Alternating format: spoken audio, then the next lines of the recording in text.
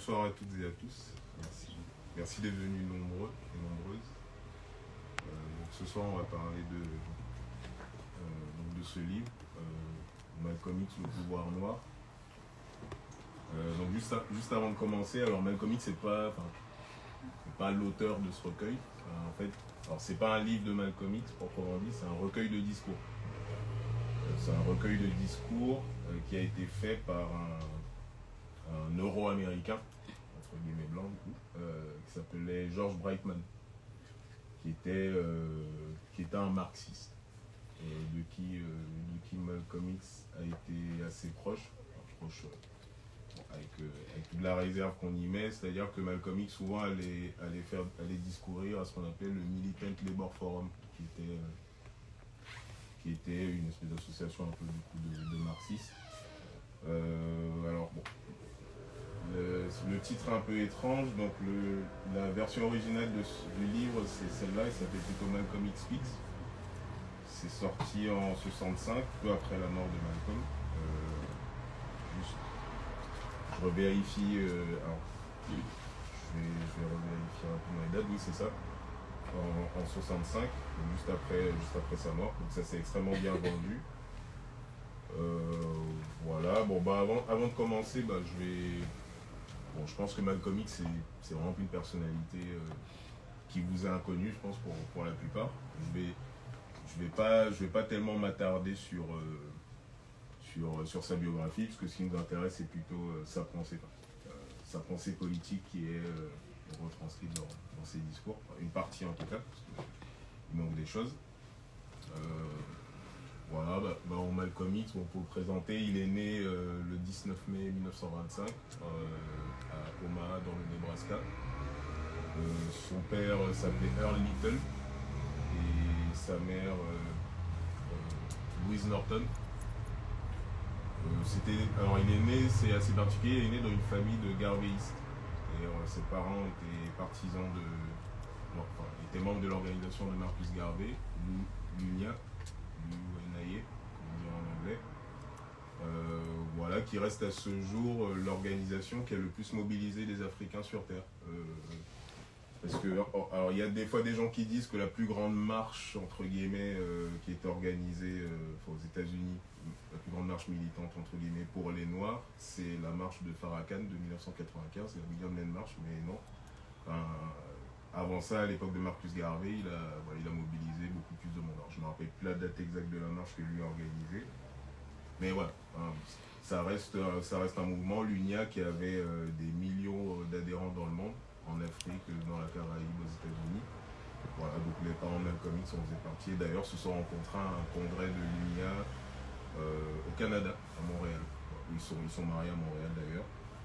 Malcolm est le 7e fils et le 7e enfant de Earl Little et le 3e du côté de sa mère, parce que Earl Little a eu des enfants d'un autre mariage avant de se marier à Louise Norton, plus tard Louise Little. Voilà, donc Malcolm X a grandi donc dans un foyer garvéite et très tôt son père a été assassiné par des membres du Ku Klux Klan. Donc il en parle assez bien dans l'autobiographie, son autobiographie, qui est, je pense que vous connaissez tous, qui est un livre assez culte, qui fait partie aujourd'hui même des classiques de la littérature américaine. Donc là, c'est un livre qui a largement explosé, disons, les barrières un peu, entre guillemets, ethniques de la littérature. C'est même pas un classique de la littérature afro-américaine. C'est un classique de la littérature américaine quasiment, voilà. J'ai regardé, alors il faudrait que... Alors je suis désolé, je ne serai pas assez précis, mais j'ai vu un sondage il y a quelques années où on demandait sur les réseaux sociaux les livres qu'ils ont le plus influencé aux États-Unis, et ce livre fait partie du top 3. Donc c'est vraiment un livre qui s'est énormément bien vendu, qui a énormément circulé, et donc qui a été traduit en France par la maison d'édition Grasset. La traduction date de, alors je ne vais pas dire de bêtises, elle date de 1966. Le livre est sorti en 65, pareil, peu après la mort de Malcolm X. Alors il y a une édition qui est sortie du vivant de Malcolm X en 64. Mais Malcolm X, je pense qu'il n'a pas eu le temps de la lire. Voilà, il avait donné d'ailleurs son accord pour la publication de sa première version quand il était en Afrique. Voilà. Je vais revenir un peu dessus plus tard. Voilà, donc après, Donc après la mort de son père, la famille est séparée. Sa mère, suite, je pense, au traumatisme qu'a causé l'assassinat de son mari, Hamilton. Il y a certaines sources qui disent qu'elle avait des problèmes psychologiques, donc elle a été internée. Bon, d'autres gens disent que ça peut être l'effet de la dépression, du coup, d'après deuil, etc. Et le poids des charges qu'elle avait assumé tout d'un coup, parce qu'elle se retrouvait veuve avec 7 enfants. Bon, les gens divergent là-dessus, en tout cas. Bon, voilà, elle s'est retrouvée internée et du coup, ses enfants étaient un peu dispatchés dans plusieurs structures d'accueil. Voilà, et Malcolm, du coup, bon, il va être un peu trimballé comme ça et il va très vite assez vite décrocher scolairement, même s'il est un très bon élève. Et il va quitter l'école et aller rejoindre sa demi-sœur Ella Little Collins, donc sa demi-sœur, qui est d'ailleurs la première fille de Hamilton, qu'il a eu de son premier mariage, du coup, va la rejoindre à Boston, où il va faire, il va commencer à faire des petits boulots, etc. Et c'est là, entre guillemets, qu'il va, on dirait aujourd'hui, rentrer dans l'engrenage de la rue. Il va rentrer dans l'économie underground, illicite, trafic de drogue, proxénétisme, tout ce qui s'ensuit. Voilà, il en parle pareil, il en parle dans l'autobiographie. En prison, il va subir entre guillemets un éveil. Alors, dans le film, je pense que tout le monde ici est familier du film de Spike Lee de 92, qui est un peu le film qui a fait redécouvrir Malcolm X à la génération des gens qui sont nés en général après sa mort. D'ailleurs, la plupart des premiers artistes hip-hop ont été énormément influencés par Malcolm X, Public Enemy, KRS-One, etc. Et le film de Spike Lee a beaucoup contribué à ça aussi, à la repopularisation, à la redécouverte de la figure de Malcolm X. Voilà, donc dans le film, on a l'impression plutôt que c'est le contact avec un de ses co-détenus qui l'éveille, un de ses co-détenus qui serait du coup un membre de la Nation of Islam. Sauf qu'en réalité, c'est pas ça qui s'est passé. En fait, donc dans le film, je crois que le personnage en question, qui est son co-détenu qui l'éveille, c'est Brother Baines, quelque chose comme ça, frère Baines, B-A-I-N-E-S. Et en fait, Baines, c'est un personnage fictif. En fait, la première personne qui éveille Malcolm à la connaissance et au goût de l'instruction, c'est un de ses co-détenus, qui n'était pas du tout membre de la Nation of Islam. Et la plupart, donc là, c'est lui qui a, donc je pense que tout le monde est au courant de cette fameuse anecdote de Malcolm X qui a recopié le dictionnaire de A à Z pour acquérir du vocabulaire, pour avoir les armes intellectuelles, pour pouvoir compétir avec les gens avec qui il aura échangé. Et voilà, donc en fait, c'est ce co-détenu qui le pousse à travailler avec son dictionnaire. D'ailleurs, c'est le dictionnaire de son co-détenu. Et la plupart de la littérature, donc du coup il a commencé aussi à fréquenter la bibliothèque de l'établissement pénitentiaire où il se retrouvait. Mais la plupart de la littérature du coup qui est ancrée entre guillemets dans l'histoire de l'Afrique, donc que ça vienne d'historiens comme J.A. Rogers, qui est un historien caribéen très connu aux États-Unis, qui fait partie de la première génération et qui est un des meilleurs historiens sur l'Afrique. La plupart des ouvrages sur l'Afrique étaient envoyés par Malcolm par des membres de sa famille. Donc en fait, c'est pas du tout la Nation of Islam qui a envoyé des livres à Malcolm, etc. La Nation of Islam intervient, c'est parce que certains frères de Malcolm X, ils sont déjà frères et sœurs d'ailleurs. Sa sœur Hilda, je crois qu'elle y est déjà aussi. Puis son frère Wilfred aussi, et puis un autre, Philbert, il me semble. Et ce sont eux vraiment qui lui parlent de la Nation of Islam. Et c'est quand il est rassuré de voir ses frères et sœurs dans ce mouvement et qu'il a l'impression que leur vie prend une meilleure direction, c'est là qu'il décide aussi d'adhérer. Et du coup, ça lui donne d'autant plus d'élan pour se parfaire au niveau de sa connaissance, autodidacte, dans sa formation autodidacte. Donc voilà, dans le film, c'est un peu flou. On a l'impression que c'est ce personnage non fabriqué, là, Brother Baines, qui fait partie de la Nation Islam, qui lui dit que Elijah Mohammed, c'est le prophète, la réincarnation, etc. Et que Malcolm X adhère tout de suite à ça, et que non, ça s'est pas du tout passé comme ça. Ça fait partie aussi des pièges d'Hollywood. Donc, du coup, Malcolm, il sort de prison en 52. Il sort de prison et tout de suite, il intègre la Nation of Islam. Je pense que tout le monde connaît ici la Nation of Islam, qui était donc une organisation classée comme secte, qu'on appelait aussi les Black Muslims. En fait, c'est pas Nation of Islam, c'est le nom complet, c'est The Lost Found Nation of Islam. Malcolm intègre la Nation of Islam déjà depuis la prison et puis il se lie pas mal avec son leader de l'époque qui est Elijah Mohammed. Et, voilà, je pense que tout le monde connaît la suite après. Donc Malcolm X qui gravit les échelons et qui devient le porte-parole d'Elijah Mohammed et qui a du coup conféré sur entre guillemets la cause africaine. Et tout de suite, il a été très controversé parce qu'on l'a présenté à la presse américaine comme l'apôtre de la violence, de la haine, anti-blanc, le raciste, etc. Vous pourrez dire ce que vous en pensez. Voilà, et du coup, donc tout ça, c'est pendant 10 ans, donc jusqu'en 62, et même au-delà, parce que la rupture formelle se fait en 1964, en mars 64, environ avec le mouvement Nation of Islam, suite à une rupture avec Elijah Mohammed, qui a vraiment été une figure paternelle pour Malcolm. Enfin, ils avaient un lien très fort, les deux. Et plus tard, on verra qu'il y avait aussi donc le FBI derrière, l'État américain, c'est-à-dire qui essayait du coup de briser cette relation, voilà, qui avait pas mal porté de fruits, puisque Malcolm, quand il était dans les shows islam, il a fait passer, il a fait augmenter le nombre de membres d'une manière phénoménale. À la base, il n'y avait que quelques mosquées, parce que les établissements du Club Nation Islam s'appelaient des mosquées. Malcolm en a fait ouvrir presque dans toutes les villes principales des États. Voilà, et ce qui permet de parler d'une caractéristique de Malcolm qu'on ne met pas souvent en avant, on met plus en avant l'orateur sulfureux qui peut dire que le blanc est le djihad, etc. Mais Malcolm, c'était un très brillant organisateur. Le journal Mohammed Speaks de la Nation of Islam, il le faisait éditer dans son appartement.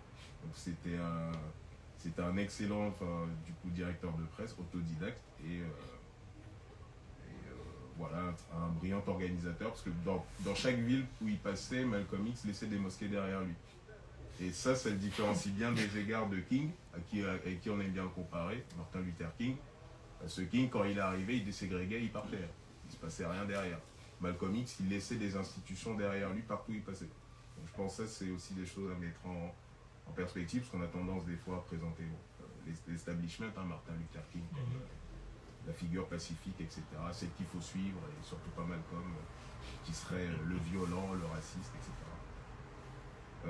Donc sur la Nation of Islam, alors je vous recommande un livre. Alors il n'y a pas beaucoup de documentation en français sur la Nation of Islam. Je vous recommande ce livre. C'est un livre de Louis Lomax. C'est un journaliste afro-américain qui a été très proche entre guillemets. Il a beaucoup gravité autour de Malcolm X pendant qu'il était dans la Nation of Islam. Donc c'est une traduction qui a été faite par les éditions Buchet-Chastel. Ça date donc de 1964 et l'édition originale est date de 63. Alors il y a une erreur, ils ont mal traduit la version originale, ils ont mis When the World is Given, World le monde, c'est World le mot, W-O-R-D. Sinon la traduction elle est d'assez bonne qualité, elle est intéressante parce que bon, du coup grosso modo l'ouvrage est divisé en... Donc, il y a Lomax qui fait un peu son analyse du mouvement des Black Muslims. Et après, il y a un recueil des discours de Malcolm X qu'on trouve nulle part ailleurs. Et c'est intéressant parce que la plupart des discours de Malcolm X qui ont été publiés après sa mort, c'est ceux de sa période post-Nation of Islam. Du coup, il ne reste pas tellement de traces de ses discours quand il était dans la Nation of Islam. Voilà. Donc, on peut en trouver un certain nombre là-dedans. Donc,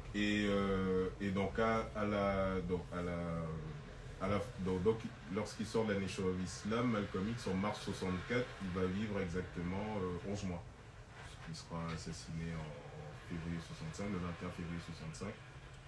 Et il va passer donc, dans ces 11 mois, il va passer 25 semaines en Afrique. Il va d'abord faire un premier séjour de mars, donc d'avril pardon à mai de cette semaine, et puis un autre séjour de juillet à novembre qui durera lui 18 semaines. Donc c'est assez important à noter parce que l'année 64, pour moi, c'est l'année la plus importante de l'évolution intellectuelle de Malcolm. Et malheureusement, c'est un contre-coup, c'est aussi celle qui a permis que tous les complots qui ont mené à son élimination aient pu se fomenter, puisqu'il n'était pas sur place, du coup c'était beaucoup plus facile d'organiser son assassinat. On reviendra si besoin sur son assassinat. Voilà, donc Malcolm est assassiné donc le 21 février 1965 à l'Audubon Ballroom à New York. Malcolm habitait New York, il était la mosquée numéro 7 de la Nation of Islam, c'était son fief à Harlem. Et voilà, donc il a laissé derrière lui Betty Shabazz, sa veuve, qui est décédée elle en 98, et 6 filles. Donc à l'époque, Betty Shabazz avait 4 enfants, était enceinte de jumelles. Là, on a perdu une des jumelles l'année dernière. C'est Malika. Parce que c'est Malak et Malika les jumelles.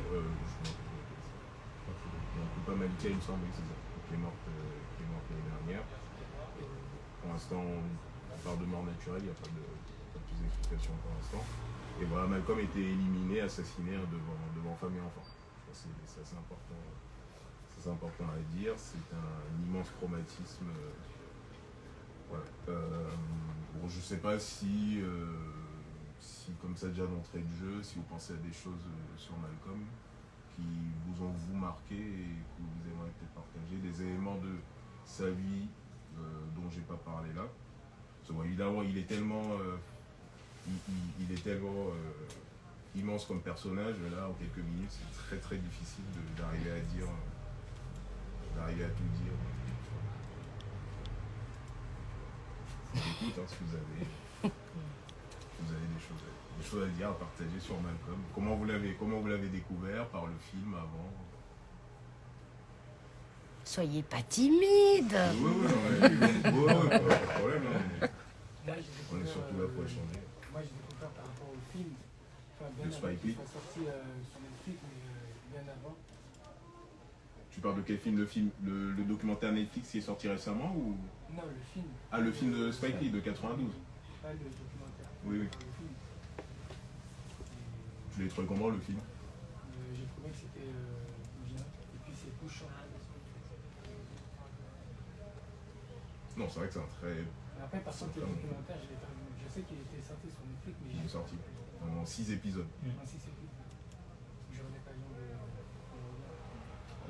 Je le recommande pas, je reviendrai après pourquoi. Mais oui, en tout cas, c'est toujours bien de toute façon de voir du contenu sur Malcolm X. C'est toujours important de se frotter à cette figure, d'en apprendre plus sur lui, au-delà de l'image caricaturale.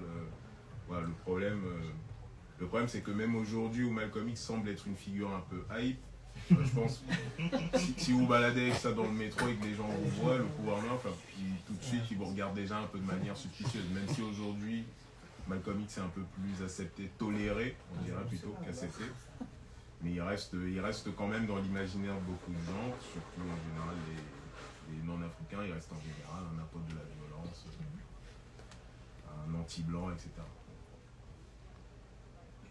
Désolé, mais là, il faut quand même comprendre le contexte. Donc, ces gens qui le regardent avec ces mecs-là, franchement, il faut comprendre quand même le contexte historique, tout ça, non? Il faut placer les choses. On ne peut pas juste dire, faire des jugements, quoi, à mon avis. Oui. Non, mais surtout, en fait, c'est... Et je ne connais pas forcément l'histoire très très précise. Moi, je ne suis pas spécialiste là-dessus, mais il ne faut pas regarder les choses avec des préjugés. À mon avis, il faut comprendre le contexte historique, social, économique, et et après comprendre les enjeux. C'est mon point de vue personnel. Oui, c'est ça. Malcolm, c'est un enfant des années 20, 30, 40, donc c'est l'Amérique de l'apartheid. C'est ça. C'est très violent. Dans le sud, si vous êtes au mauvais endroit au mauvais moment, vous pouvez être pendu sur un arbre. Oui, non, mais on parle quand même, c'est ça. Et comme vous dites, si on regarde, si on extrait juste son discours, les blancs c'est les diables, sans tenir compte de ce contexte-là, parce que en fait moi ce qui me surprend dans les accusations de racisme qu'on porte à Malcolm X, c'est que bon, certes c'était extrême de dire que les blancs c'est le diable, mais s'il disait ça, c'est qu'il y avait certainement des comportements diaboliques. Finalement, il ne mettait qu'un mot très fort sur des actes très violents et barbares. C'est ça que je voulais dire. En fait, oui, c'est un côté très fort par rapport à oui, parce qu'il y a une généralisation. Mais les actes qu'il décrit à cette époque sont diaboliques. Je ne sais pas comment caractériser une monstruosité qui consiste à brûler, à bombarder une église dans l'Alabama avec des jeunes filles dedans. Comment ça s'appelle ça si c'est pas de la monstruosité? Je généralise, mais c'est juste en fait, quand il parle de blanc, en fait, il parle aussi de nègre. En fait, il fait toute une, à mon avis, ce que j'ai compris en lisant le livre, en écoutant des extraits, des choses, ce sont les faits. Donc derrière cette catégorie de blanc ou de noir, il y a en fait des événements, il y a des concepts. Donc pas forcément en fait, c'est très généraliste, c'est très puéril, à mon avis, voir les choses comme on dit, il est contre les blancs, il est contre les noirs, il est contre les asiatiques. Là c'est trop caricatural. Il faut prendre aussi en compte le fait que quand il revient de son voyage en Afrique, quand il revient de la Mecque, il dit qu'il voit en fait autre chose qu'il n'avait jamais vu parce qu'il ne connaissait pas de personnes noires africaines qui n'étaient pas racistes en fait. Il n'en connaissait aucune. Et donc quand tu vois ce qu'il dit quand il revient de la Mecque, en fait il y a d'autres personnes. Donc c'est pas... Enfin, il y a d'autres personnes. Il y a des personnes où il a dit que il y avait plus cette question de couleur de peau et de... Ah oui, alors, c'est pas tout à fait ça qu'il dit. Ça c'est pareil, ça c'est ce que le film de Spike Lee fait sur la fin, c'est qu'il essaie de faire passer à la fin Malcolm X pour quelqu'un qui a ouvert les yeux et qui a compris qu'il n'y a plus de couleur et qu'on est tous unis et que vive l'Amérique. Non, je ne dis pas ça, mais je dis juste qu'il a vu des autres comportements. Après, bien sûr que quand il revient, il y a toujours le même problème. Mais il l'avait vu avant, c'est ça que le film occulte. Malcolm X est allé pour la première fois à la Mecque en 59, quand il était dans la Nation of Islam. Ce truc de dire que Malcolm X aurait découvert en 1964, en allant à la Mecque, qu'il y a des blancs musulmans déjà, ça il le savait. Il le savait quand il avait fait le voyage à l'époque pour le Messenger, Elijah Mohammed. Et Malcolm X même, beaucoup dans ses rapports individuels avec les personnes européennes en général, les personnes euro-américaines, ils étaient bluffés parce qu'à chaque fois, Malcolm X c'était quelqu'un de très courtois. Il faut vraiment faire la différence entre l'image sulfureuse, et je pense qu'il l'a surjoué aussi à un moment quand il était dans la Nation of Islam. La plupart des gens qui ont eu à interagir individuellement avec Malcolm X, des Européens en général, il ne s'est jamais montré violent. D'ailleurs, la plupart lui disaient, mais je m'attendais à voir quelqu'un avec des cornes qui va tout de suite m'insulter, être prêt à m'égorger. Finalement, Malcolm X, c'est paradoxal, on le présente comme un pote de la violence, mais on peut compter sur les doigts d'une main les actes violents que cet homme a commis de son vivant. Et ouais, c'est en fait, et tout ça, c'est la fabrication, la puissance des médias. C'est arriver à faire croire que, et il le disait souvent, les médias sont tellement forts qu'ils peuvent arriver à vous faire croire que la victime c'est l'oppresseur et vice versa. Et dans le contexte d'aujourd'hui, c'est totalement ça. C'est-à-dire, depuis le 11 septembre 2001, on essaie de nous faire croire que les gens les plus dangereux dans le monde, ce serait Al-Qaïda et compagnie. Oui, mais attendez, Al-Qaïda a combien de bases militaires dans le monde? C'est l'armée américaine qui inonde le monde de ses bases militaires. Al-Qaïda a bombardé combien de pays dans le Moyen, Proche-Orient, fait éclater des obus sur des femmes et des enfants. Si on compare en termes de nom par rapport à ce que l'armée américaine a fait, l'OTAN, etc., je pense qu'on voit vite qui est plus violent que qui. Donc je pense qu'il faut vraiment être très prudent avec c'est la manipulation médiatique, ces images-là qu'on colle aux gens. Oui, lui, il est très violent, très dangereux. Oui, mais attendez, on mesure par rapport à quoi la violence? Si c'est dans le discours, bon... C'est une vision trop manichéenne. Oui, non, et surtout, lui, sa violence, on dirait s'arrêter au discours. Pour l'instant, j'ai pas entendu qu'il y ait des blancs qui disent qu'ils ont vu leur maison bombardée par des militants de la Nation of Islam, agressés en pleine rue. Si je peux rebondir sur ça, en plus, dans le livre, dans ce livre-là, dans tout le discours qu'il y a, il n'y a aucun appel à la violence. Hein. Ça n'est pas l'autodéfense qui est dans ce livre-là. Donc en fait, les discours violents, ils datent de NOI en fait. Voilà. Donc automatiquement, dès qu'il a quitté NOI et qu'il s'est entre guillemets à son indépendance, les discours violents, ils sont plus là dans ces discours-là. Ah, il n'a jamais eu de discours. Enfin, pas violent. Le ton pouvait être violent, mais, NOI. mais comme vous dites, non, même dans la NOI, non. Comme vous dites, en fait, la principale chose dont il parlait dans ces discours, c'est l'autodéfense. C'est l'autodéfense. Il n'a jamais demandé d'aller attaquer quelqu'un. Il a dit que vous êtes en droit, si quelqu'un veut vous lyncher, de lui ôter la vie avant qu'il vous la prenne. Et je pense que ça, c'est un réflexe humain chez n'importe quel être vivant qui est en capacité de savoir qu'il a agressé, de tout faire pour se défendre, pour ne pas perdre sa vie. Enfin, je pense que quand même, ça, c'est le béaba. Ça, même pendant la NOI. Oui, bien sûr, c'est ça. C'est ça. Même l'image un peu de la violence, c'est pour ça, dans ces discours, j'ai jamais vu quoi que ce soit, entre guillemets, de violence, d'appel à la violence. C'était vraiment l'autodéfense. D'ailleurs, il le dit, nous sommes non-violents avec les gens qui sont non-violents avec nous. Oui, voilà. Après, moi, je vais en angle mort un peu dans la pensée de Malcolm X. C'est plutôt sur la question de l'internationalisation de la lutte des Noirs, en fait, au niveau de l'ONU. Parce que moi, juste que sa stratégie au niveau de l'ONU, elle aurait marché, en fait. C'est le seul angle mort que je vois dans sa pensée. Parce que sa pensée est très cohérente.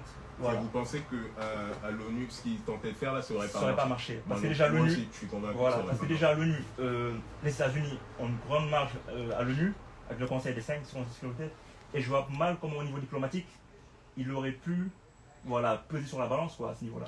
Il s'en est pas rendu compte du coup de ça? Exactement, il s'en est pas rendu compte. Mais et après, il a joué à fond, tu vois. Ouais. Mais après, nous, on a le recul de presque 70 ans après. Exactement. mais à l'époque, ça a fait suffisamment peur aux États-Unis pour qu'on l'élimine. Puisque, c'est vrai que ça, on n'en parle pas beaucoup. Pareil, alors pourquoi je rebondis sur le documentaire Netflix, pourquoi je ne le conseille pas? Parce que quand on le regarde, on a l'impression que l'élimination de Malcolm X, c'est un règlement de compte entre la Nation Islam et Malcolm X. Il y a Hoover derrière. C'est pas du tout ça exactement. Il y a le FBI derrière, la CIA, la police de New York. Je trouve quand même qu'ils mettent quand même pas mal en avant le fait que l'implication du FBI quoi. Alors, en général, le pseudo-détective là qui fait le personnage principal, on le voit dans les archives du FBI, mais tout ce qu'il extrait dedans, c'est des choses pour incriminer la Nation Islam.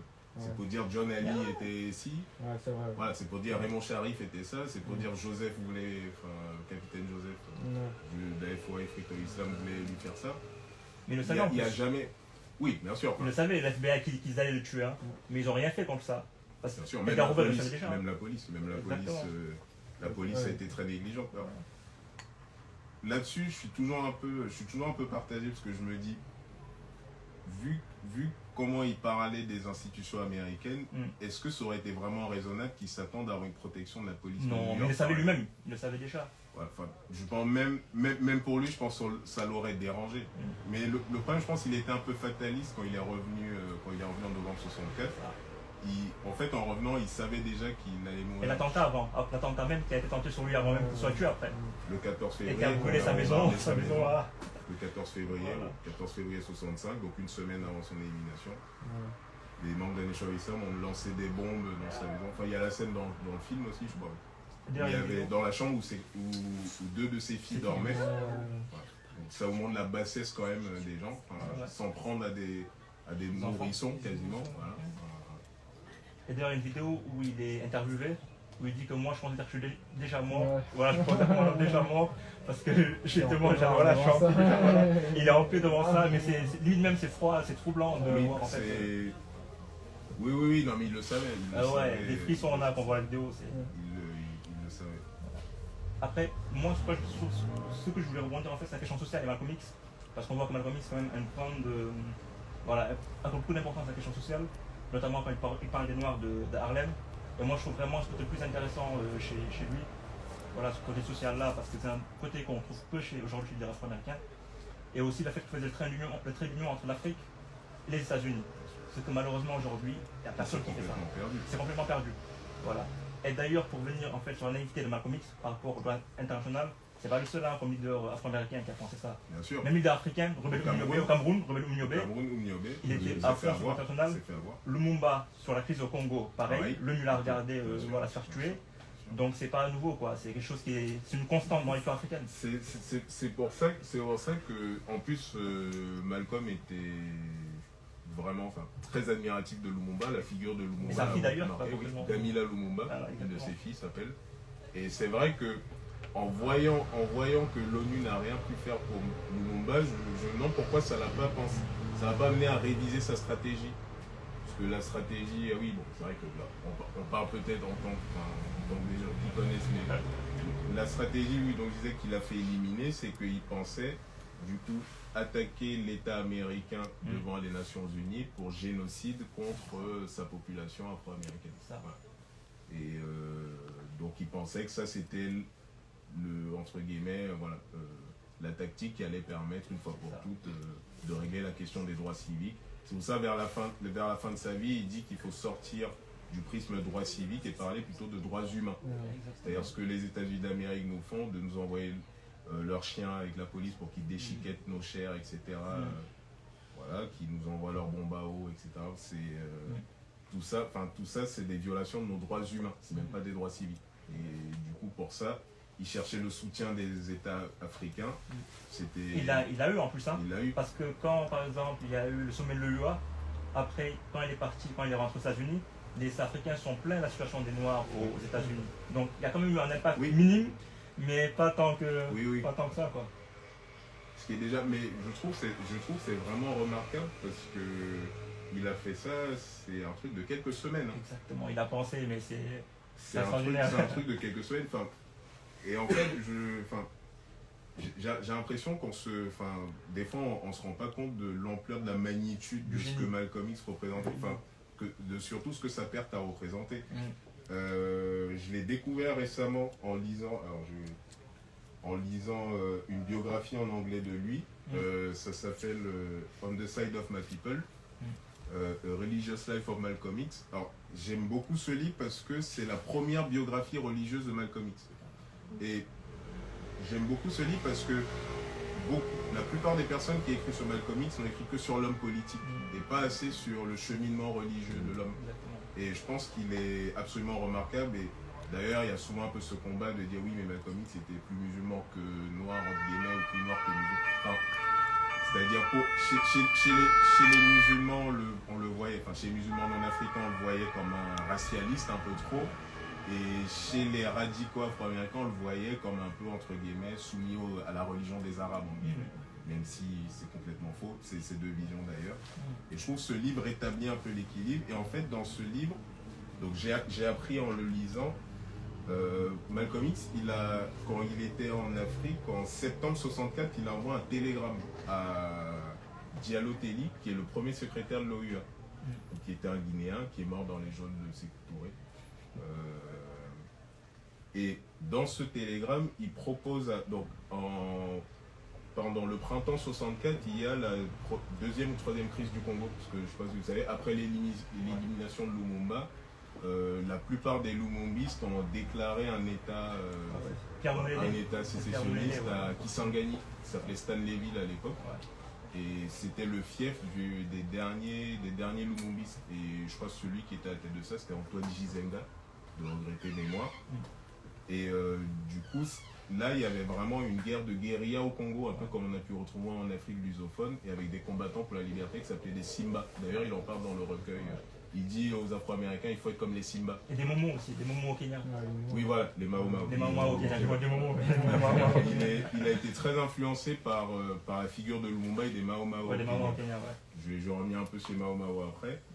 Et donc, dans ce télégramme, à Diallo Telli, il dit qu'il a l'idée de mettre en place un corps armé qui serait constitué d'anciens vétérans afro-américains qui s'appelle l'Afro-American Freedom Brigade. Donc pour mettre ça en place, il a recueilli l'aide de Carlos Moore. Carlos Moore, c'est un journaliste afro-cubain qui est né en Jamaïque, qui a été très proche à un moment de la maison Présence africaine parce qu'il habitait à Paris dans les années 64. D'ailleurs, quand Malcolm est arrivé en novembre 64 à Paris, c'est Carlos Moore qui était le plus souvent avec lui. Et c'est lui qui a fait organiser le 23 novembre 64 à la salle de la Mutualité, tout près là. Voilà. Avant qu'il le vire après. Comment ? Avant qu'il le vire après. C'est ça. En janvier 65 quand il revient. Et d'ailleurs, donc en fait, Carlos Moore est la personne que Malcolm a contactée pour commencer à faire le recrutement des personnes qui allaient faire partie de... Parce que l'idée, c'était d'envoyer ces combattants à Stanleyville, du coup, à l'époque, à Kisangani, pour appuyer les Simba, les Freedom Fighters, et pour faire front contre Moïse Tshombe, qui était l'homme des Américains, de la CIA, qui était, pareil, avec Mobutu, à main dans la main. Les corrompus, les traîtres, voilà. On se retrouve toujours. Oui. Voilà. Et donc ça, oui, donc ces informations, on peut les trouver dans le livre de Carlos Moore qui s'appelle Castro de Blacks in Africa. Et voilà. Et ça, je l'ai découvert. Donc, et je pense que ça montre quand même l'importance, parce que honnêtement, Malcolm X c'est quelqu'un de très organisé. S'il avait pu faire une telle chose, je pense que vraiment le sort du Congo aurait basculé. J'en suis sûr et certain, parce que, et justement, je pense que l'une des raisons de l'interdiction de l'accès à Paris à janvier 65, c'est ça. Je pense que quelqu'un a eu vent de cette affaire et lui a interdit l'entrée en France, parce qu'il venait justement à Paris en janvier 65 avec Carlos Moore pour finaliser. Parce qu'ils étaient en pourparlers pour organiser justement cette brigade afro-américaine.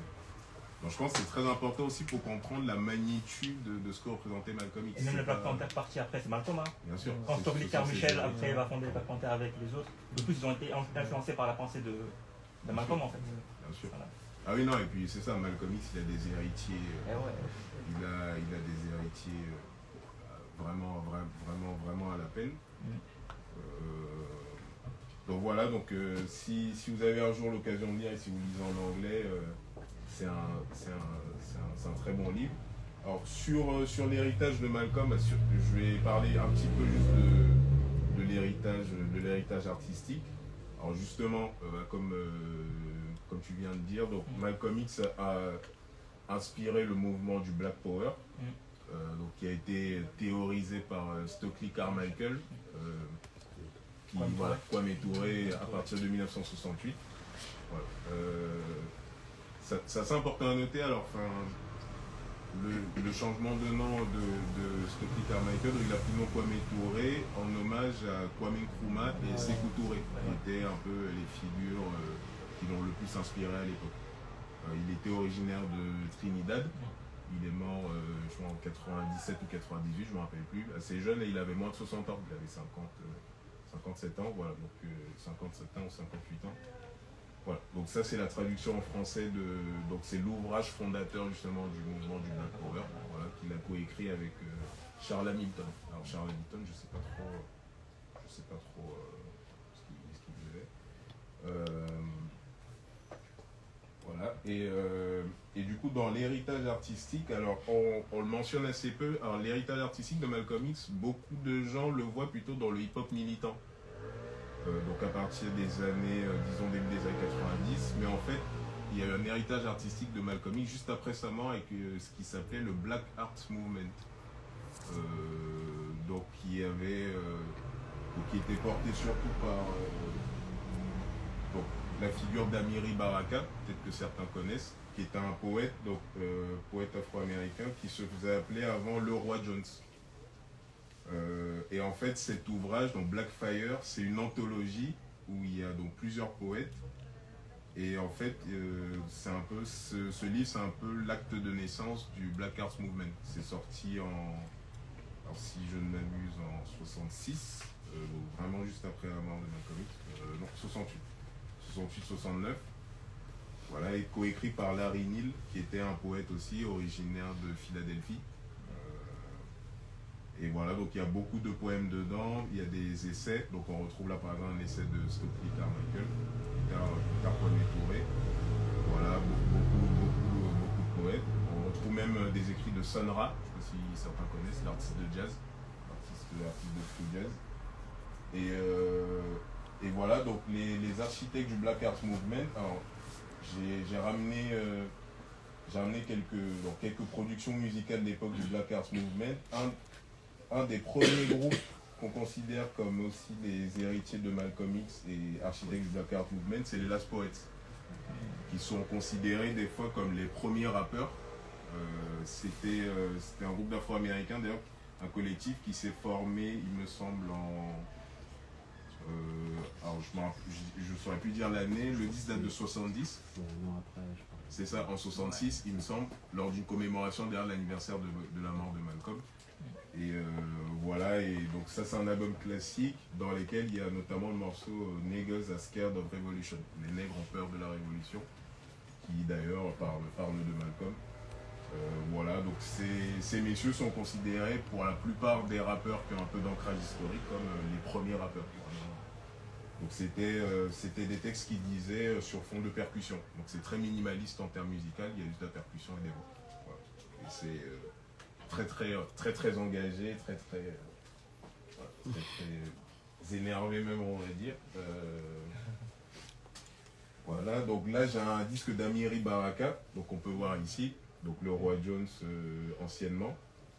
C'est un disque qu'il a enregistré avec David Murray, saxophoniste, et Steve McCall, batteur. Ça c'est un petit peu vieux, ça date de... C'est un petit peu après la période du Black Arts. Alors le Black Arts Movement, on le considère souvent de 66 à 75. Mais ce disque il date de 81. Mais bon, disons, on est toujours un peu dans la même veine.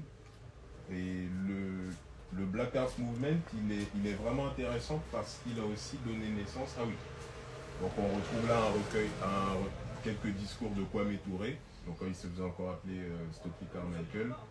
Ça c'est un discours qu'il a prononcé pour la libération de Huey P. Newton, l'un des fondateurs du Black Panther Party, for Self-Defense. Voilà, donc on peut voir ici Huey Newton et donc là Kwame Touré. Voilà, donc ce label il s'appelait Black Forum, c'était une sous-filiale de la Motown qui s'était un peu donné pour mission de sortir des disques un peu plus engagés que la musique du soul funk. Voilà. Alors oui, et il y a aussi donc, un autre architecte du Black Arts Movement, alors il est moins connu, il s'appelle Hakim Adoubuti, alors son nom d'esclave comme il dirait à l'époque, c'était Don Luther Lee. Poète originaire alors il est né dans l'Arkansas, à Little Rock, mais il a surtout grandi à Détroit et à Chicago. Il est en vie, il est né en 42, donc il a eu 80 ans l'année dernière, et il va sur ses 81. Alors c'est assez intéressant parce que, donc ça c'est un recueil, il est poète, et donc il a fait plus tard des opus musicaux où il s'accompagne de musiciens de jazz, mais ici il récite juste sa poésie, donc vous voyez ça. C'est Rapping and Reading, donc à la face A, il fait... Le Black Arts Movement a été aussi l'avènement des premières institutions indépendantes aux États-Unis. Et par exemple, Broadside Press que vous voyez ici, c'est la toute première maison d'édition indépendante afro-américaine, qui a été fondée en 1966 par Dudley Randall, de regretter mémoire, voilà, donc qui a été fondée en 66, et Hakim Adoubuti a fondé derrière en 67 sa propre maison d'édition qui s'appelle Third World Press, donc la presse du tiers-monde, qui est encore en activité, voilà, et c'est aujourd'hui la maison d'édition détenue par un Africain la plus ancienne, après Présence africaine bien sûr. Présence africaine, voilà. Depuis 1949, voilà, mais aux États-Unis, donc c'est lui qui a fondé la maison d'édition la plus ancienne qui demeure jusqu'aujourd'hui, qui a sorti des ouvrages majeurs dont The Destruction of the Black Civilization de Chancellor Williams, peut-être que certains connaissent, c'est l'ouvrage d'un historien afro-américain, c'est un grand classique, voilà, et qui a aussi sorti de Isis Papers de Francis Cress Welsing, voilà. C'est sa maison d'édition à lui qui a sorti ces ouvrages majeurs. Voilà, donc le Black Arts Movement, c'était vraiment intéressant, c'est-à-dire c'était des jeunes afro-américains et afro-américaines guidés par la pensée de Malcolm X qui ont dit qu'ils vont se prendre en charge eux-mêmes. Donc dans d'autres acteurs du Black Arts Movement, alors il y a peut-être que certains connaissent Sonia Sanchez, qui est une poétesse afro-américaine, Nikki Giovanni, certains connaissent, ça reste Jane Cortez aussi. Ce sont des artistes qui ont pas mal éclos à ce moment-là. Voilà, bon bah.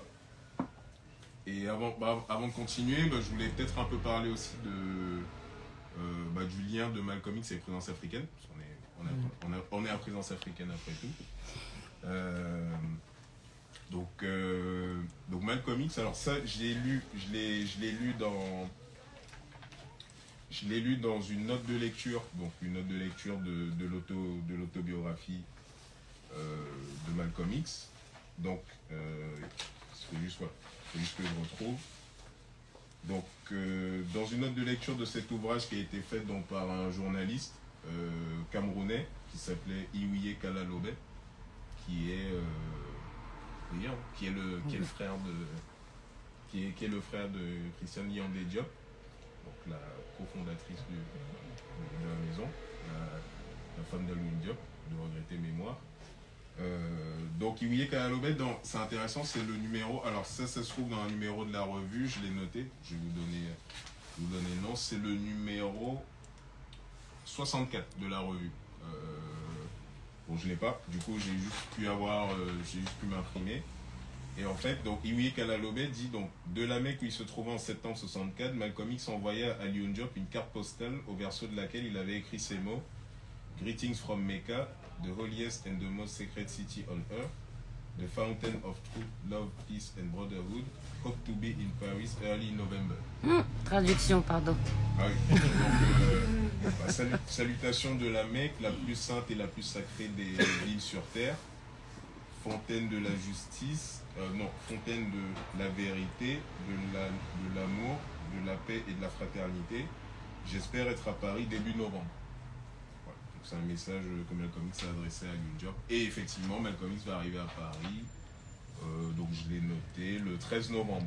Alors j'ai eu cette information dans ce livre. C'est un livre qui me semble assez important. Bon, c'est dommage parce que depuis l'élimination de Malcolm X, il a été moins visible en France. En 2000, alors je vais voir quand ça a été publié ça. En 2013. Donc je parlais tout à l'heure à l'instant de Hakim Adoubuti, donc sa maison d'édition Third World Press, dont je parlais tout à l'heure, a publié donc The Diary of Malcolm X. En fait, lors de ses 2 voyages en Afrique, Malcolm X tenait un journal intime. Un journal intime qui jusque-là dormait dans des archives à New York, au Chamber Center à New York. Et donc, du coup, Ilyas Shabazz, donc la 3e fille de Malcolm X, et Herb Boyd, qui est un journaliste afro-américain assez connu, donc ont décidé de s'allier et de sortir ça en livre. Voilà. Donc ça, en fait, ce sont les derniers écrits en date qu'on a de Malcolm X. Alors, du coup, il y a quelques passages où c'est un peu difficile à lire parce que des fois, ils ont eu du mal à déchiffrer son écriture. Mais voilà, du coup, donc c'est par ordre chronologique. Donc, il y a des passages qui sont très bateaux. Ils disent qu'il a mangé, il dit qu'il a rencontré un tel ou une telle, qui résidait dans tel hôtel. Voilà. Mais bon, ça me semble être un document précieux parce que, comme je disais, l'année 64, c'est vraiment l'année la plus importante pour moi, Malcolm X, parce qu'il a compris, entre guillemets, que la clé du problème, entre guillemets, noir, c'était l'Afrique. Voilà. Et du coup, ce livre justement le met bien en exergue et du coup, je pense, rétablit d'une certaine manière Malcolm X au panthéon du panafricanisme, parce qu'on a tendance des fois à l'oublier. On pense beaucoup à Kwame Nkrumah, à Marcus Garvey, mais... C'est celui qui avait compris, hein. C'est celui qui avait compris aux États-Unis, donc... Oui. Ouais. Et du coup, dans le diary, donc page 172, il dit, voilà, il parle de la correspondance qu'il a eue avec Alioune Diop.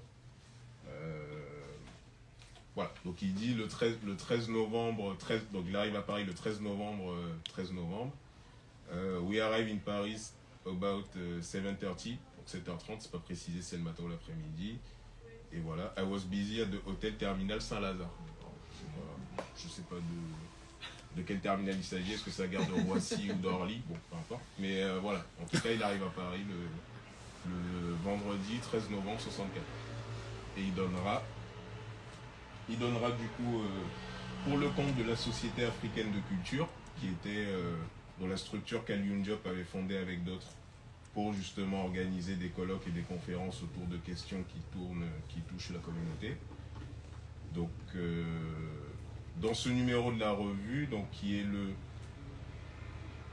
54, se trouve dans retranscrit en intégralité l'intervention de Malcolm X à la salle de la Mutualité à Paris. Alors c'est le seul endroit où on peut trouver ce discours en français. C'est un petit peu dommage. Et voilà, donc c'est ça. Donc extrait de la conférence de Malcolm X prononcée à la salle de la Mutualité le 23 novembre 64 sous les auspices de la Société africaine de culture. Voilà. Pour dire que voilà, Malcolm X c'est quelqu'un que, entre guillemets, France africaine a vu qui avait potentiel. Ouais, ils ont vu qui il s'agissait, quoi. Parce que c'est vrai, alors c'est un petit peu paradoxal, c'est que Malcolm X il est intervenu dans la plupart des grandes institutions américaines. Enfin, c'est assez surprenant parce que vu le discours qu'il avait, il a intervenu à Harvard ou dans les plus grandes universités. Oxford. C'est assez sur Oxford. Il y a un échange mémorable à Oxford, ouais. en 64 d'ailleurs.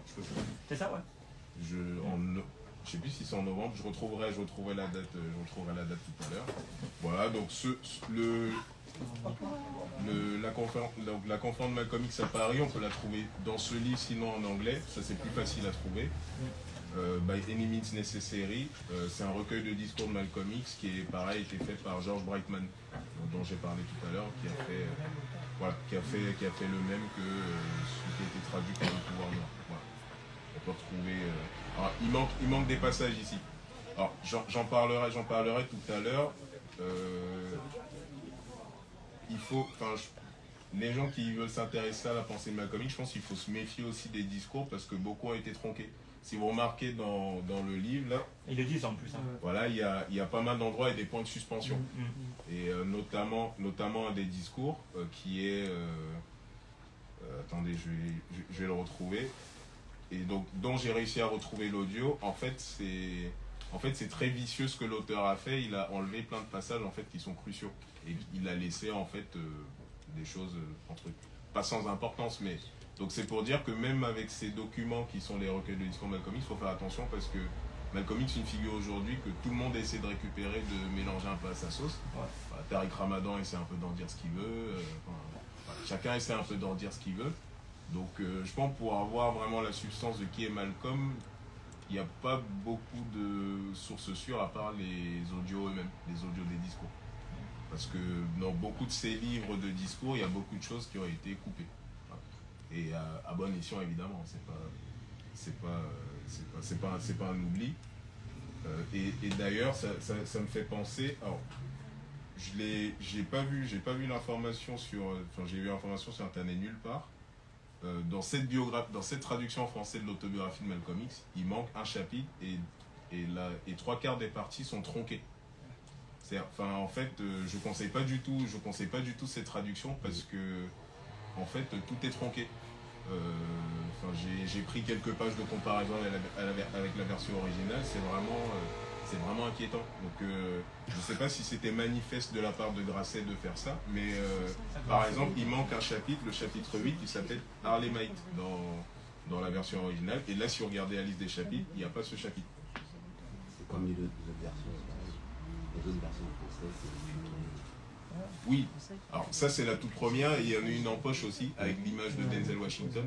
Mais pareil en fait c'est la même version, c'est-à-dire ils ont tout tronqué. Je sais pas pour quelle raison. C'est Grasset. Hein. Pour des raisons d'économie de place, oui voilà. Ce sont pas des éditeurs africains donc. Il n'y en a pas eu d'autres après, d'éditions traduites en français Non, de la traduction non. Justement il y a des gens qui essaient de travailler à une traduction. J'avais entendu parler d'un. Il y a un rappeur, il y a This is la peste. Alors c'est pas d'ici dont je voulais parler, mais d'un auteur un journaliste il me semble, qui avait reçu l'accord d'ailleurs avec une préface d'Amzad Boukari Abara de retraduire l'autobiographie en français. Bon, je sais pas où ça en est. La dernière fois que j'ai entendu parler de ce projet, c'était il y a 2 ou 3 ans, je pense. Je sais pas du tout où ça en est. Et oui, et même en français, c'est super dur. Déjà, c'est de piètre qualité et ça vaut très cher. C'est très difficile à trouver. Mais je conseille pas vraiment. Vaut mieux le télécharger entre guillemets la version anglaise et faire du Google Traduction. Ce sera 1000 fois mieux que de lire ça. Non, c'est vraiment, c'est vraiment un très mauvais travail. Je sais pas pourquoi ils ont fait ça. Voilà. Donc c'est pour dire aussi, il faut se méfier. C'est-à-dire beaucoup de gens aujourd'hui, quand ils parlent de Malcolm X ou publient sur lui, ont des agendas. Voilà. Ils essaient en général d'omettre ce qu'ils veulent bien omettre, de mettre ce qui les arrange bien, qui peut aller dans leur sens de dire Malcolm X est un intégrationniste, qui disait on est tous les mains dans la main. Jusqu'à son élimination, Malcolm X en 64, quand il part, il a fondé 2 nouvelles organisations, la MMI, Muslim Mosque Incorporated, et l'OUAA, l'Organisation militaire afro-américaine. Dans les 2 organisations, il le disait même dans ses discours, les Blancs n'avaient pas le droit d'être membres. Donc le Malcolm X, on présente post-Hajj comme un espèce de nounours qui chanterait Peace and Love, etc. Et vraiment, même dans ce livre, il le dit, les Blancs qui sont sincères et solidaires à mon combat doivent aller prêcher dans leur communauté la non-violence et apprendre à leurs semblables à ne plus nous détester. Ils nous rendront grandement plus service en faisant ça qu'en venant nous dans nos organisations. Ouais. Donc, je ne sais pas trop d'où sort. C'est aussi le problème, c'est que comme les gens, la plupart des gens des médias se disent que les gens ne vont pas lire les discours, du coup, ils peuvent se permettre de dire ce genre de choses, et comme les gens ne vont pas vérifier est-ce que Malcolm X a vraiment dit ça, est-ce que, du coup, ça commence à entrer, et voilà. Et à partir du film de Spike Lee, justement. Oui, c'est vrai que le film de Spike Lee a largement contribué à faire circuler cette image de nounours. Même Black Panther, c'est pareil, hein, à la fin, avec soi-disant on est tous ensemble. Oui, avec l'agent de la CIA. Voilà, l'agent de la CIA qui vient, qui truc. Tout le temps, on a le même soft power américain derrière qui nous vend, voilà, on est tous ensemble. Oui, non, sauf que c'était pas. Sauf que c'était pas du tout le cas. Après, je pense qu'il a pris en maturité quand même Malcolm, au niveau de l'intelligence, de la réflexion, des stratégies. C'est-à-dire il pouvait plus après dire des choses comme le blanc c'est le diable. De toute façon, cette phrase n'a pas de sens. C'est ça, ça n'a pas de sens. La meilleure formulation qu'il aurait pu avoir à cette époque, c'était de dire certains groupuscules entre guillemets blancs font des choses diaboliques, le Ku Klux Klan, etc. Oui, ça. Après, moi aussi, je pense. Tout à fait valide. Il faut savoir d'où il parle en fait. Malcolm c'est quelqu'un qui a une enfance torturée. Voilà, il part tellement loin, son père a été assassiné, sa mère a des problèmes psychologiques. Quand il est petit, il veut devenir avocat, on lui dit que tu ne seras pas avocat parce que t'es noir. Comment encore, il est dans la drogue à Harlem, il est dans le proxénétisme. Donc c'est quelqu'un qui est torturé en fait. Et Malcolm, on est à l'époque des livres de développement personnel. Pour moi, Malcolm X, sa vie, elle résume vraiment comment un homme peut partir de rien, genre du rat, voilà, même plus bas que voilà. C'est pour ça que son parcours est aussi facile. Voilà, et s'élever à un niveau, mais qui est. On disait après qu'il ne ratait même pas un repas après. Il mangeait à chaque heure, il y avait 1 heure pour manger. À telle rigueur comme ça, alors qu'on part de tellement loin, c'est. Voilà, c'est énorme. Du coup,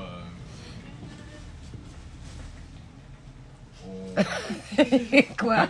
Non, parce que tu vas faire un signe. Ah, pas du tout, non. Je reste attentif à tes signes. Donc oui, je parlais de Julien de Malcolm avec Présence africaine. Est-ce que j'ai... je regarde dans les notes si j'ai tout dit, si j'ai dit ce que je voulais dire à ce sujet.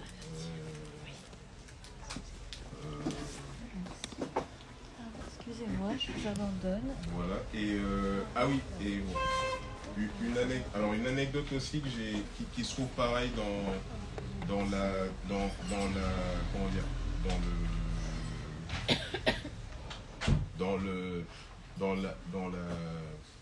note de lecture qui est parue dans le numéro 64 là, faite par Iwiye Kalalobé. Alors, il dit une anecdote qui est assez moi qui m'a fait un peu sourire. Donc il dit, je commence le début, hein, j'ai eu l'insigne privilège de déjeuner avec Malcolm X à Paris au mois de novembre 64 pendant un court séjour qu'il effectuait dans la capitale. J'en parlais tout à l'heure, donc il est arrivé à Paris le vendredi 13 novembre. Voilà, au cours duquel, court séjour qu'il effectuait dans la capitale française et au cours duquel il avait accepté de donner une.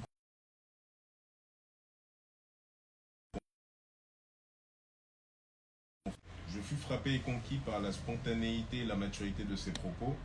Se définissant comme un homme d'action, il se refusait d'être un homme de culture, mais affirmait que les deux étaient complémentaires. Après le déjeuner, la télévision française devait lui consacrer une émission dans la librairie Présence africaine. Pour cette émission, Malcolm X demanda qu'on remplaçât la libraire, qui était blanche, par une jeune fille noire. Il nous expliqua qu'il était impensable qu'il se fasse filmer dans une librairie africaine avec une libraire blanche. Tout cela fut dit avec tellement de spontanéité que personne ne se sentit froissé. Je trouve cette anecdote surréaliste. Il arrive, il dit oh, changez-moi tout ça. Non, c'est. Ouais, enfin, c'est une anecdote que je trouve assez intéressante. Que je trouve assez intéressante à partager. Voilà, et oui, bon, un peu sur. Pareil sur un peu la pseudo-popularité de Malcolm X aujourd'hui. Voilà, c'est vrai que voilà, je suis très gêné parce que aujourd'hui on parle de Malcolm comme si c'était comme si tout le monde écoutait Malcolm de son vivant, mais Malcolm X était isolé de son vivant. Enfin, quand il est mort, les titres de presse américaines c'était bon débarras. D'ailleurs il avait, je pense que vous le savez, c'est aussi dans le film, il avait été suspendu de la Nation of Islam parce qu'il avait fait un commentaire lors de l'assassinat de Kennedy en disant que les poulets finissent toujours par arriver au rôtissoir, quelque chose du genre, pour dire que on finit toujours par payer les actes ou au moins être victime des conséquences. Et il y a des journaux américains qui ont du coup fait le même titre pour Malcolm X en disant voilà, c'est Malcolm X aussi est passé au rôtissoir. Donc on pense aujourd'hui que Malcolm X était la figure que tout le monde adulait, etc. Mais pas du tout. Voilà, il était vraiment isolé. Et je pense que c'est important d'avoir ça en tête parce qu'aujourd'hui, bon, évidemment, toutes ces figures aujourd'hui ne sont pour nous que des souvenirs, des discours, des photos, voilà. Mais et on a l'impression qu'ils sont hype et que tout le monde les aimait et tout, et ils les aiment, mais c'était pas du tout le cas.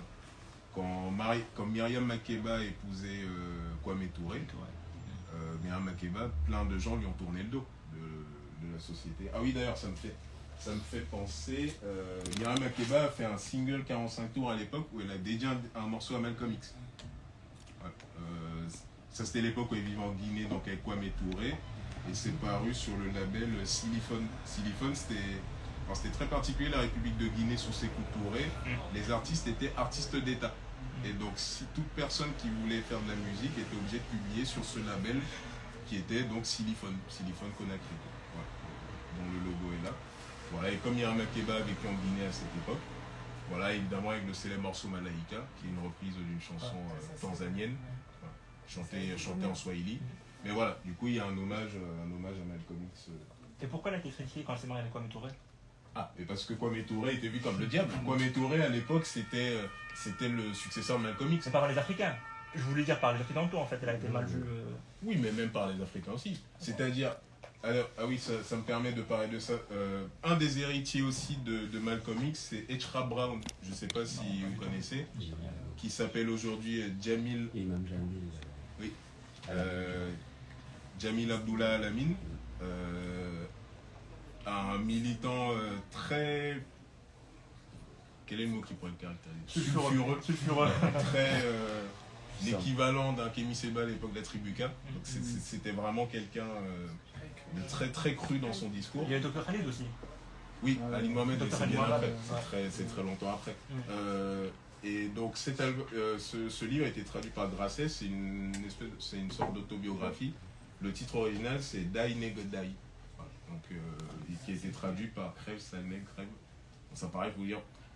Quelqu'un qui lira un livre comme ça dans le métro. En commun, je ne dis pas le regard qu'on vous lancerait. Oui. Et en fait, c'est intéressant. En gros, Echra Brown, il fait la différence entre le nègre, qui est le descendant d'Africains assimilationnistes qui s'identifie aux Blancs, etc. Et le noir, qui serait... du coup, l'Africain conscient de ses origines, de son... Voilà. Le noir des champs, le nègre de maison. C'est ça. Et le nègre de maison. Exactement. Ce serait un équivalent. Et dedans, du coup, Jamil Abdullah Al-Amin, il parle pas mal de Malcolm X, et justement, il parle de ce contexte. Donc, ce livre a été publié, c'est peu après la mort de Malcolm. C'était publié en 69 et donc traduit en français en 70. Donc cette édition date de 70. Donc je vais le citer parce que je pense que les passages où il parle de Malcolm sont assez éloquents. Je cite les nègres ont pleuré les Kennedy plus qu'ils n'auraient pleuré leur propre mère. Les Kennedy n'ont rien fait du tout pour les droits du peuple noir, mais comme en parole ils faisaient semblant de s'en préoccuper, les nègres marchaient comme une bande d'idiots dans tout ce qu'ils disaient. John et Bobby Kennedy, donc le frère de John Kennedy qui a été assassiné aussi, étaient des ennemis des Noirs, mais les nègres ont été plus bouleversés lorsque John Kennedy a été assassiné que lorsque Malcolm X l'a été. En fait, les nègres haïssaient Malcolm parce qu'au moment de l'assassinat de Kennedy, il a dit « les poulets rentrent chez eux pour se faire rôtir ». C'est ce que je disais tout à l'heure. Qui lui a valu une suspension de la Nation of Islam. On y reviendra peut-être après, mais qui était juste un prétexte pour le sortir de la Nation of Islam. Maintenant, tout le monde parle de Malcolm X comme si on l'avait tellement aimé quand il vivait, mais c'est un mensonge et ils le savent bien. Lorsque Malcolm a été tué, la majorité des nègres a réagi comme les blancs. Ils se sont réjouis car on leur avait dit que Malcolm n'était bon qu'à semer partout la discorde. Les nègres ont beaucoup de mal à accepter ce qui est noir, à moins que cela ne soit considéré comme légitime par les blancs. C'est un constat qui est encore vrai jusqu'à aujourd'hui en plus. John Kennedy était légitime, Malcolm ne l'était pas. Voilà. Donc c'est vraiment pour dire que cette espèce de néo-sentiment ou même l'illusion des réseaux sociaux de gens qui mettent des photos de Malcolm X sur leur profil, etc. C'est très new age et c'est surtout parce que c'est tendance. Je ne pense pas que l'histoire qui est encore en cours, qui est en train de s'écrire toujours, celle de Malcolm X. Comment ça, c'est une histoire qui est encore... C'est-à-dire qu'il y a encore des sources à visiter, à revoir. Bien sûr, il y a encore beaucoup de choses. Dans l'autobiographie, il y a des chapitres manquants, justement, auxquels les écrivains n'ont pas accès jusqu'à aujourd'hui, qui sont la propriété d'un avocat qui habite la ville de Détroit, il me semble, qui a racheté, parce que, oui, l'autobiographie de Malcolm X, coécrite avec Alex Haley, elle est un petit peu viciée, parce qu'Alex Haley, c'était un, entre guillemets, noir intégrationniste. Et en fait, Malcolm X a eu le projet de cette autobiographie à l'époque, parce qu'il voulait montrer qu'il pouvait s'entendre même avec les gens... Oui, c'est ça, avec les gens qui étaient le plus éloignés de lui idéologiquement. Et en fait, ce livre, au départ, sa mission, c'était de faire connaître encore plus la Nation of Islam. C'est-à-dire Malcolm X, dans la période où il était dans la Nation of Islam, je pense que c'est important de le rappeler, Malcolm X il aimait d'un amour sacrificiel la Nation of Islam et Elijah Muhammad. Malcolm X n'était même pas propriétaire de la maison où il vivait. Elijah Muhammad lui a donné une maison en tant que ministre de la Nation of Islam, lui a même dit de la mettre à son nom. Malcolm X a refusé en disant que non, je suis là pour servir le mouvement et les biens personnels, ça va m'aliéner de ma mission. Voilà. Et d'ailleurs, cette décision a été très contestée par son épouse, Betty Shabazz, et ses proches. Parce qu'on a vu après ce qui s'est passé quand il y a eu rupture. L'une des causes qui a aussi aggravé le conflit entre Elijah Muhammad et Malcolm X et la Nation of Islam, c'est qu'on a tenté de le mettre dehors. Voilà, c'est qu'un avocat est venu le sortir. Et il était dans son droit d'ailleurs. C'est une erreur de la part de Malcolm X de ne pas avoir su se sécuriser au moins au niveau d'un toit pour sa famille, avec une famille aussi nombreuse. Et oui, donc je disais, c'est Alex Haley qui a eu la main sur l'écriture, donc il y a beaucoup de choses qui passent dans ce livre qui sont Malcolm X, mais filtrées par Alex Haley. Donc finalement, de Malcolm X, de ça, on n'en tire pas tellement l'essentiel, surtout notamment l'année 64 où qu'il a passé en Afrique quasiment, l'été 64 du moins. Et donc je disais oui, donc au début des années, même avant, au début des années 80 et peut-être même un peu avant, on s'est rendu compte qu'il y avait des chapitres manquants de l'autobiographie et qui ne sont jamais sortis jusqu'aujourd'hui. Alors il y a un écrivain afro-américain qui est mort, qui avait sorti une biographie assez controversée à l'époque, Manning Marable, The Life of Reinvention, et il avait fait du tapage à l'époque, Manning Marable, en disant que dans sa biographie, il y aurait les chapitres manquants de l'autobiographie. C'était comme ça qu'il avait vendu son produit à l'époque, sauf qu'en fait, il n'y avait pas. Pour la bonne et simple raison, alors pour le coup, c'est pas la faute de Manning Marable, c'est parce que l'avocat qui est en détention de ces chapitres, alors c'est quelqu'un qui est difficilement approchable apparemment, il a juste permis à Manning Marable de consulter pendant 15 minutes les chapitres manquants. Donc vous imaginez, si vous avez 15 minutes pour consulter quelque chose qui fait Pas grand-chose, 300 hein. pages, vous n'allez pas en tirer grand-chose. Hein, voilà. Donc cette personne-là, il s'appelle Byron, alors je retrouverai son nom tout à l'heure. Cet avocat, il a l'intention de sortir un livre, je crois que c'est The Lost Chapters, je retrouverai le titre tout à l'heure, où il inclurait les chapitres manquants. Donc je pense qu'il est un peu dans un truc de garder le truc pour lui et c'est lui qui va le sortir. J'espère juste qu'il vivra assez longtemps pour que... Il a mis du temps, hein, Comment? il a mis du temps à décider de la sortir. Alors, il a dit, c'est en 2012 ou 13, je crois qu'il allait sortir. Donc, là, ça fait déjà presque 10 ans qu'il a dit qu'il allait sortir les chapitres. On attend toujours, mais pour l'instant, on n'a rien. Alors, je recite juste H.K. Brown sur Malcolm X, ce qu'il représentait. Et je trouve ce passage assez fort. Donc, il dit des tas de gens disent que c'est regrettable que Malcolm ait été tué. Mais Malcolm n'était pas un individu. Aucun révolutionnaire ne peut prétendre à sa vie pour lui-même. Sa vie ne lui appartenait pas. La vie du révolutionnaire appartient à la lutte. Malcolm, comme le Che, n'est pas mort car il s'était donné entièrement à la lutte. Les seuls qui peuvent émettre un regret pour la mort de Malcolm, c'est sa famille. La mort est le prix de la révolution. Malcolm avait assumé cette responsabilité et il savait quel rôle il jouait. Ce qui est honteux, c'est que les gens qui vont maintenant partout se lamentant de la mort de Malcolm ne voulait pas l'écouter lorsqu'il vivait. Malcolm a été le premier dirigeant noir à venir dire au peuple noir qu'il avait le droit de défendre sa vie. Évidemment, c'était les nègres qui avaient besoin d'entendre cela, pas les noirs. Voilà. Donc, sur la différence qu'il fait entre nègre et noir, voilà. Donc lui, il dit vraiment le noir, c'est celui qui a conscience de son identité, donc du fait qu'il doit se défendre face à une menace à sa vie, etc. Voilà. Et un dernier passage. Si Malcolm a pu être tué sans que les Noirs se révoltent, c'est parce que la presse avait fait de Malcolm un ennemi du peuple. Il y avait plus de nègres que de blancs qui avaient peur de Malcolm. Donc je pense que ces remarques sont assez importantes parce que voilà, vraiment pour resituer les choses et dire que l'image de Malcolm qu'on verrait sur les t-shirts, etc. et qu'on pense que tout le monde aime Malcolm, là, c'est tout récent et pour la plupart du temps, c'est que du marketing. La plupart des gens qui font ça, ils ne savent même pas qui est Malcolm, ils n'ont jamais lu quelque chose sur Malcolm. Voilà, donc c'est aussi important de resituer les choses dans leur contexte. Après, est-ce que aussi, c'est pas un peu vrai, parce que quand même Malcolm a tendu la main à plein de gens qui n'étaient pas de sa race, comme par exemple le Parti communiste américain, avec qui il a fait des conférences, Che Guevara. Alors, il leur tendait pas la main. Entendons-nous, Malcolm X, partout il allait discourir, était appelé. Enfin, et ce qu'il y a, c'est que je trouve assez étonnant dans l'Amérique de cette époque, c'est que moi je suis l'establishment blanc, Malcolm X c'est un ennemi, pourquoi je le fais parler arabe? Mais enfin, je pense qu'ils avaient ce truc de se dire qu'on va forcément réussir à lui mettre en face de lui quelqu'un qui va le plier, qui va le battre en débat, qu'ils essayaient, enfin, parce qu'en fait ils lui ont rendu grandement service, ils lui ont ouvert tous les médias, enfin, les reporters blancs étaient les premiers à vouloir l'interviewer parce qu'il allait encore dire un truc controversé entre guillemets. Enfin, mais c'est vrai que pour moi, entre guillemets, c'est un peu du suicide de la part de l'Amérique blanche. Moi, j'aurais cherché à museler une voix pareille. Je comprends pas pourquoi. Même Oxford, pourquoi ils l'ont invité alors qu'il savait très bien ce qu'il allait dire. Les gens se sont offusqués dans la salle et tout. C'est la fascination et la testation, la fois. Je pense la fascination et la testation. La distraction, oui. Voilà. C'est ça. Et c'est que, et c'est là où aussi je trouve, il faut se méfier entre guillemets de la figure de Malcolm, c'est que on est très vite emballé quand on regarde le discours par le charisme de l'homme entre guillemets, cet homme qui a une voix qui fait face aux blancs, qui lui parle fort, etc.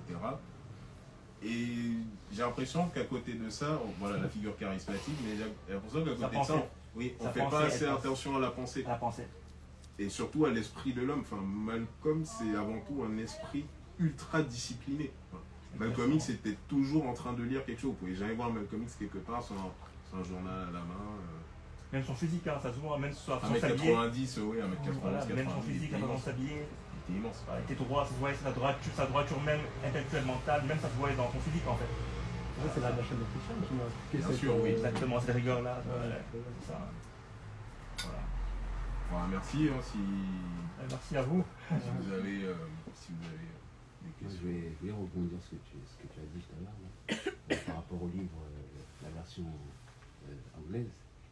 La biographie. L'autobiographie, là? Non, l'autre livre là, plus solide là. Voilà.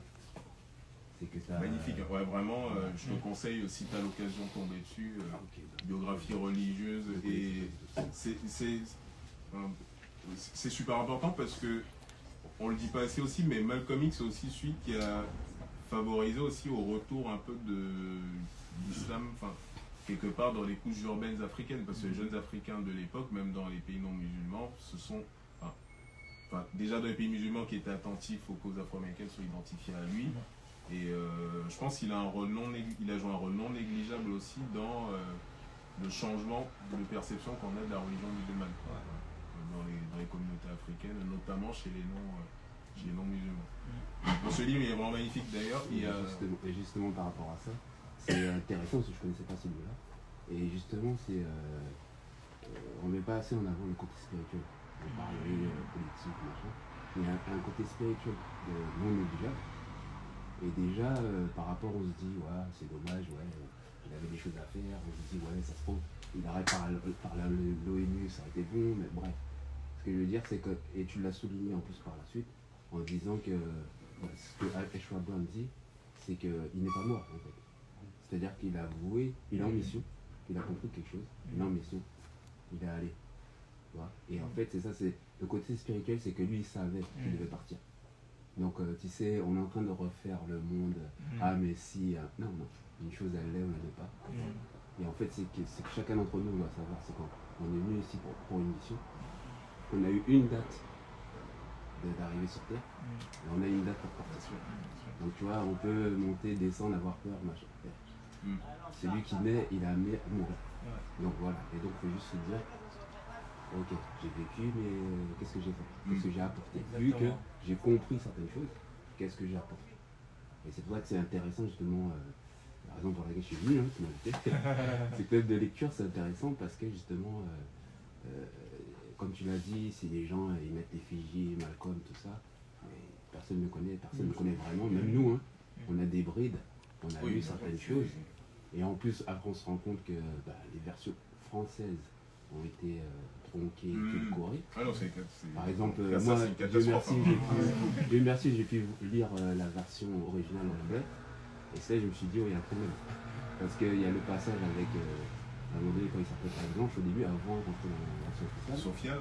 Sophia, voilà, ils n'en parlent pas. Il y a certains passages, ils n'en parlent pas. Et aussi, vraiment, tout est tronqué. Vraiment, et là, sa relation, un bout de phrase d'un paragraphe, un bout de phrase d'un autre. Sa relation avec le Mohamed Ali, ils ont carrément enlevé. Donc en fait, si tu veux, on lit une chose, on se dit on va s'enrichir, mais en fait on s'enrichit avec des choses qui sont bancales, quoi. Et le pire, c'est le dernier livre que j'ai lu, et je ne l'ai pas lu en entier parce qu'il m'a énervé, c'était celui de Madame Marabel. Ça faut pas dire ça. Il disait de ces trucs, tu te dis oh là là.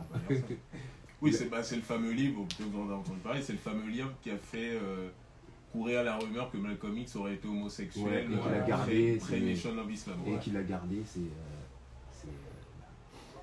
oui, c'est maîtresse blanche de l'époque. Il a gardé ses vices, bien qu'il soit marié. Ah oui. Ça remet en question. Oui. Alors ça, j'ai pas eu ça, j'avais plutôt entendu parler de cet incident homosexuel là, que Manning Marable présente comme pratique homosexuelle, et surtout aussi des soi-disant, des prétendues infidélités de Betty Shabazz avec un assistant de Malcolm qui s'appelait James Kenyatta. C'est possible. Mais justement, tout ça, alors c'est là aussi qu'il faut comprendre les choses. La plupart des... Il y a aussi, alors la chose moi qui m'a le plus marqué dans le livre de Manning Marable, il dit que le 20 février, la veille, donc le jour de son assassinat, la veille, il a dormi au Hilton Hotel à New York, et Manning Marable met en fin de phrase une secrétaire de l'OUA l'aurait peut-être rejoint dans sa chambre ce soir-là. Du coup, ça pose vraiment la question de se dire, quand on est historien, on travaille en général sur la base des faits. Et en général, quand on affirme un fait, c'est qu'on l'a recoupé au moins une ou deux fois. Et la plupart des faits, des sources que Marable cite pour ça, c'est le mec du documentaire Netflix, Abdurrahman Mohamed. Oui. Donc en fait, il n'y a pas de hasard, c'est-à-dire c'est un truc de la machine américaine pour détruire l'image de Malcolm. Mais en même temps, moi j'ai trouvé le documentaire justement intéressant. C'est parce que non seulement c'est fait par un frère qui vit aux musulmans, Il amène Oui, d'autres mais choses. c'est Attends. Justement, parce que tu sais quoi, il te fait comprendre aussi, justement, parce qu'il enquête et finalement, soi-disant, il a retrouvé celui qui avait tiré. Et après, tu apprends que celui qui a tiré, il est mort, mais il a fait du bien dans la communauté. C'est-à-dire qu'il est devenu grand musulman et puis il a fait du bien. Mustafa Mais ce que- Al-Shabazz. Voilà, mais ce que je veux te dire, c'est que. Comment il s'appelait William Bradley. C'est lui, celui dans le film, c'est celui qui a le shotgun. Et voilà, le canoncier, voilà. Mais justement, c'est là que tu comprends que tu peux faire des pieds et des mains. Ah, on comprend. Ah oui. Oui, non, mais après, on Oui. peut continuer. Oui. Ah, merci, Donc, merci. Juste, je vais dire, c'est qu'il fait des pieds et des mains